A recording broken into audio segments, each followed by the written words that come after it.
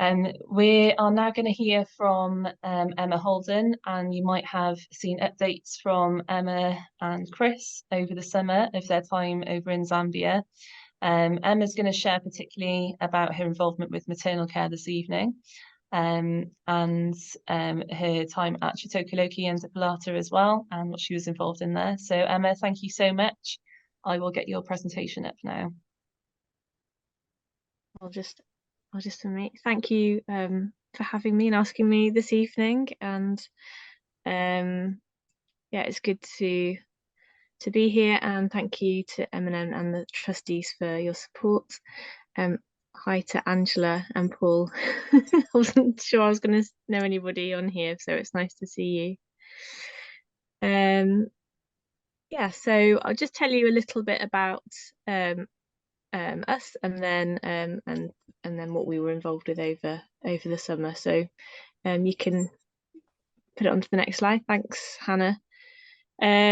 So my husband Chris and I have been to Zambia quite a few times. We spent a year at Kleini Mission Hospital in 2011, and whilst we were there, we visited Chit, and we have been back and forth a few times on sort of short-term missions when we've been asked to go and support the hospital there.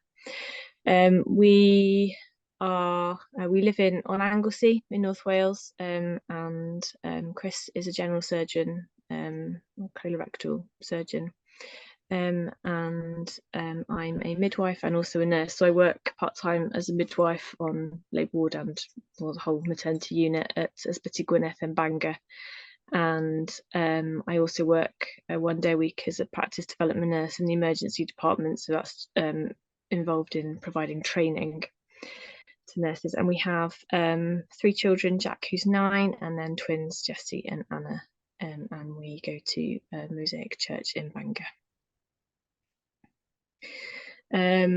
So we've always, before both of us, before we were married, we've always had a heart for overseas medical work. I managed to do the diploma in tropical nursing at London School of Hygiene a very long time ago. And Chris actually did his medical elective at Makingi, another mission station you might be familiar with. So yeah, it's always been something that we've wanted to be involved with. So yeah, we were really keen to get back to Chit. We've had a bit of a hiatus. We were last there 5 years ago actually, and we were there with our twins when our twins were 7 months old and Jack was 4.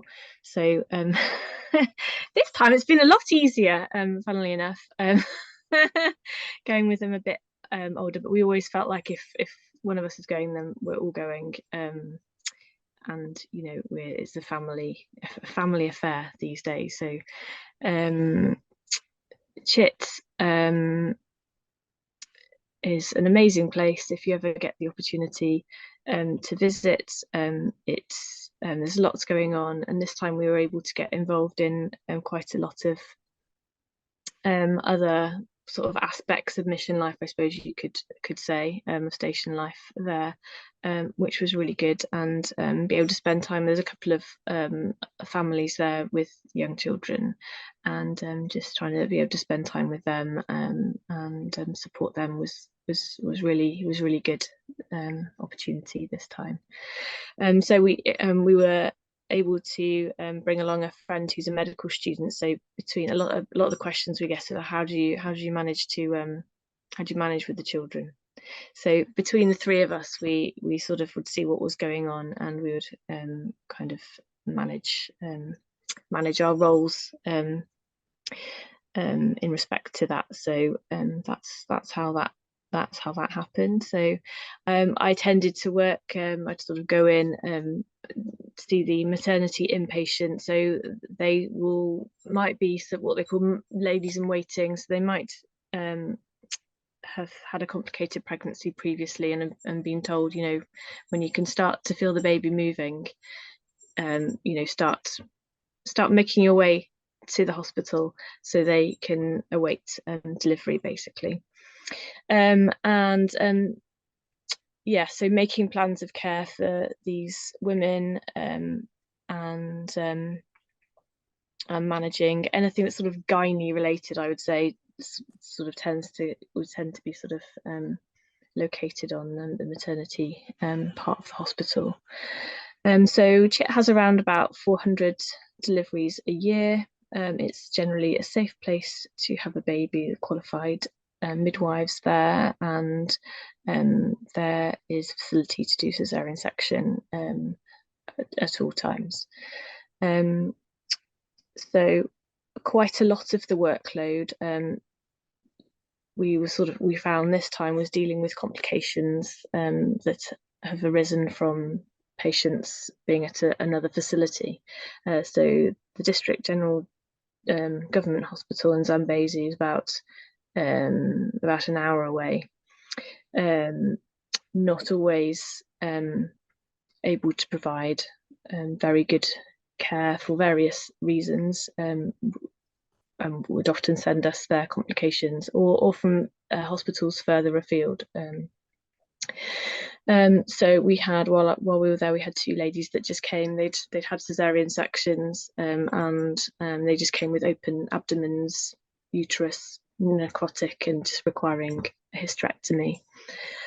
One of whom was only 18, so that's obviously a very sad situation, and probably, I'm sure, could have been avoided. But I think what often happens is that, staff are qualified and they're sent to a rural hospital, and they've got some basic skills, but they've not got experience and they've got no backup, and then complications arise and they just don't know what to do. So I think that's how these things happen.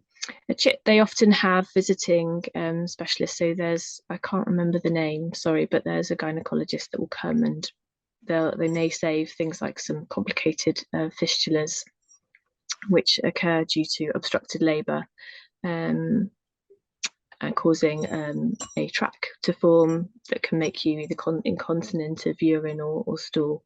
And it can be a very, very big problem. And a chap will come, and if they're difficult to repair, he will come and see those ladies.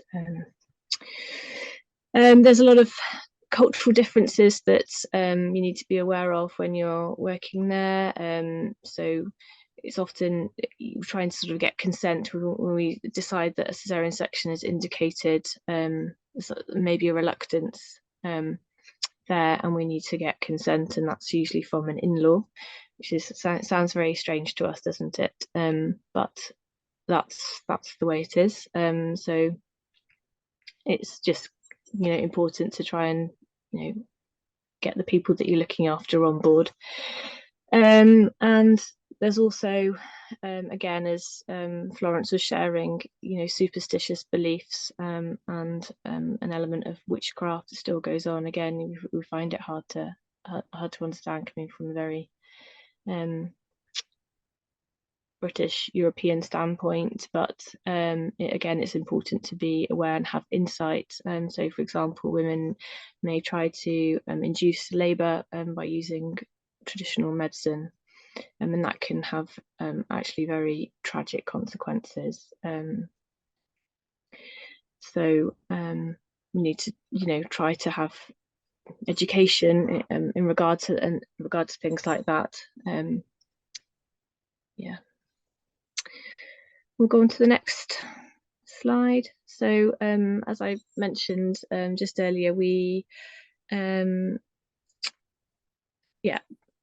that I was able to help provide some training. So that picture there is actually at Dipalata, which is a station that's about 2 hours from Chit. Again, on there's a track, and then there's a sealed road for a bit, and then there's a very bad track with big potholes, and yeah, it's very tricky to drive on that road. So the mission staff that are there are very remote, and they're doing an amazing job trying to run a clinic. So they have antenatal clinic there, and they have delivery facilities, but they don't have a theatre, or they don't have a surgeon. So I was able to help with some training. So we did some training on managing postpartum hemorrhage, and the staff were really great, and got involved and enjoyed the training. And then also on neonatal resus. So as again, like Florence was sharing, when babies are born, sometimes not born in very good condition, and need a bit of help to get going, especially important when they're sort of isolated and don't have much backup. So it was good to be able to do that, because you're sort of aware when you're only there for a couple of months that you're sort of in and out, and trying to optimize the things that you can make the most of your time. And training is something, because we can leave that with them then, that they can then utilize in their practice.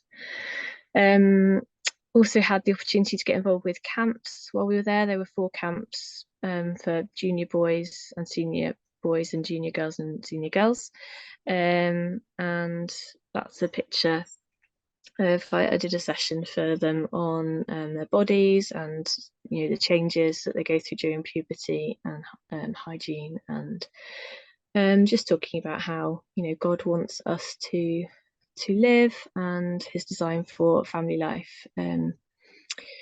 Just was good to have that opportunity there. I hope the boys should have a similar session, so I don't know whether that was happening, but yeah, it was good. There's lots of questions about things like that, so it's good just to be able to have frank conversations about these things. Yeah, we'll go on to the next one. Yeah, so I was just talking to Hannah and Greg before, and saying when we went previously, we were the only midwife and doctor there, and this time there was a really good team of Zambian staff and mission staff doing really incredible work. It's challenging being on a mission station, day in, day out, being called day and night, and not really being able to go anywhere. And it was a really good atmosphere, working together really well, and sort of sense of fun and teamwork going on. So that was really encouraging. This picture here is of 2 of the midwives. So a lady, we got a phone call to say that a lady was delivering, or she'd crossed the river, and one twin had delivered on the bank, and then she didn't think she was going to make it, and the midwives came down and helped her deliver the second twin. So that was and they did very well. So that was a nice a nice evening. It was just as the sun was going down, you can see there. We're also encouraged by a sort of increased sense of sort of governance. I think when we've been before, we hadn't really sort of, I don't know, in terms of things like reporting poor outcomes and trying to improve the care that's given. Seemed to be a bit more sort of accountability. So the staff would post onto this group maternity related cases for learning, and just for that sort of sense of accountability, I think. So that was good, really good to see. So I've just got a few prayer points here. So thank God for the mission stations Chitokoloki and Dipalata doing amazing work. Pray for the mission staff who are there carrying a huge burden, often for long periods of time with little support. And really pray for a drive for clinical excellence in maternal health care. It is difficult even here, even with all the equipment and staff and facilities that you could want. Sometimes decision making in labour and with antenatal patients can be complicated. So it takes a lot of training and a lot of experience. So just pray that,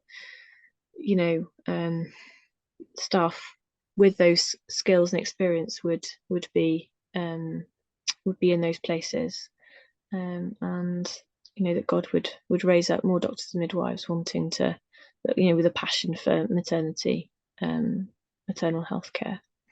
And pray for continued opportunities to reach women and their families. One really good thing that they do at Chit is they give out baby bundles, and that's partly sort of encourages women to come and deliver at Chit. And obviously, they're going to be exposed then to gospel messages, and they're going to really we haven't just sort of randomly sort of turned up at Chit.